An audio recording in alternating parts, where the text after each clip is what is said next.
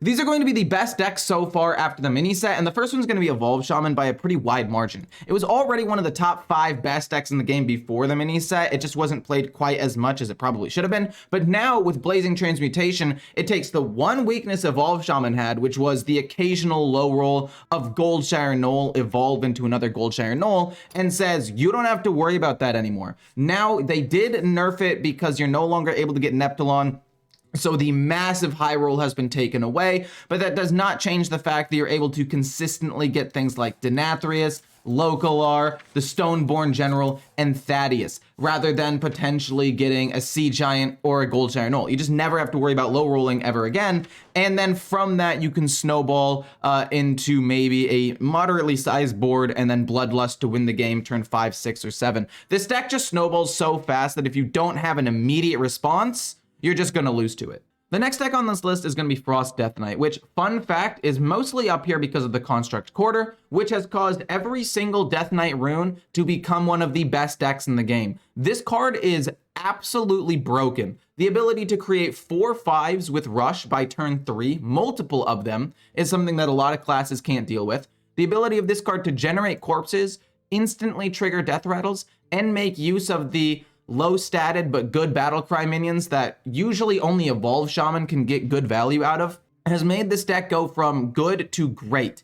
And then if they do manage to kill your numerous 4/5s or good death rattle battlecry cards, you can finish off your opponent with direct damage from Marrow Manipulator, Frostern's Fury, or other randomly generated spells.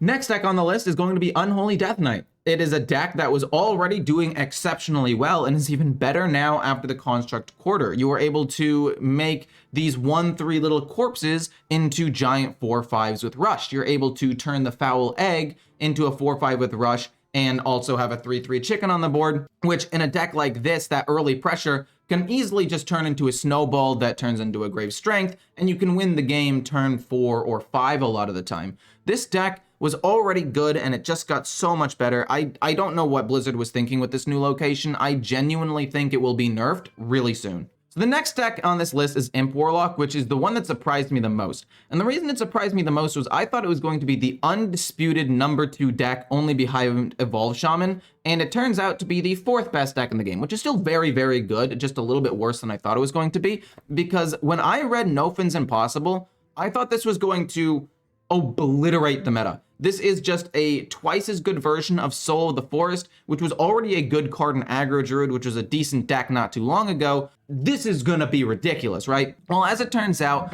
the new location for Death Knight gives every single one of the Death Knight classes the ability to deal with boards a little bit easier. People are running Silence more because of the Rivendare Death Rattle package, which is pretty scary, especially in some control decks. And then Evolve Shaman not only has giant board swings, but also has Primordial Wave, which can be used to get rid of these death rattles. Don't get me wrong, this deck is still really good, especially at lower ranks when people don't really know how to deal with boards like this. They kind of freak out and make misplays.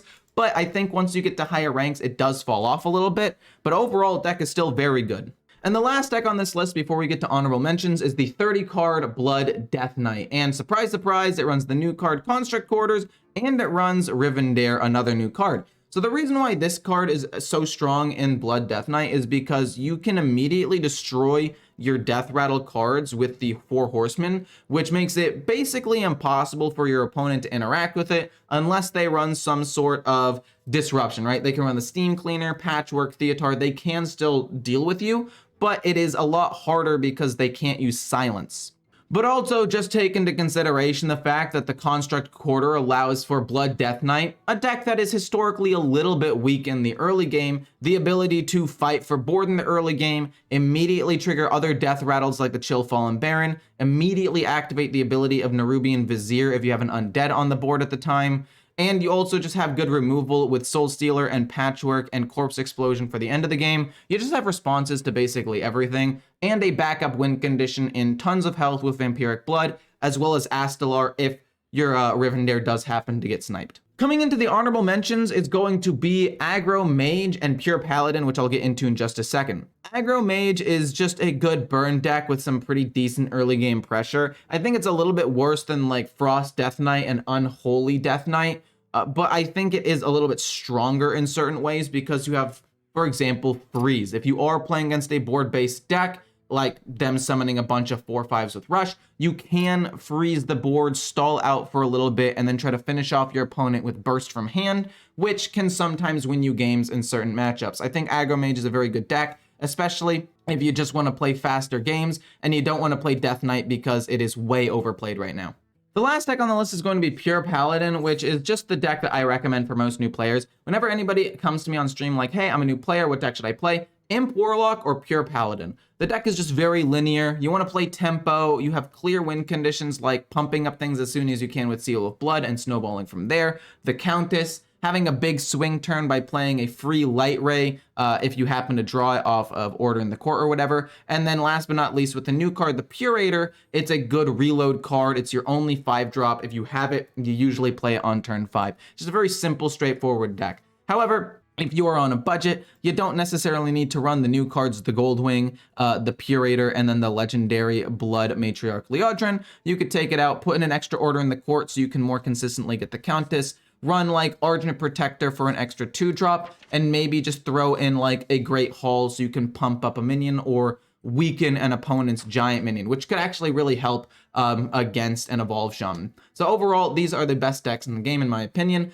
The honorable mentions are also good, but a little bit weaker. And yeah, Death Knight is dominating right now because of the new location, and Evolved Shaman is the best deck in the game. Hopefully you guys enjoyed. I'll see you in the next one.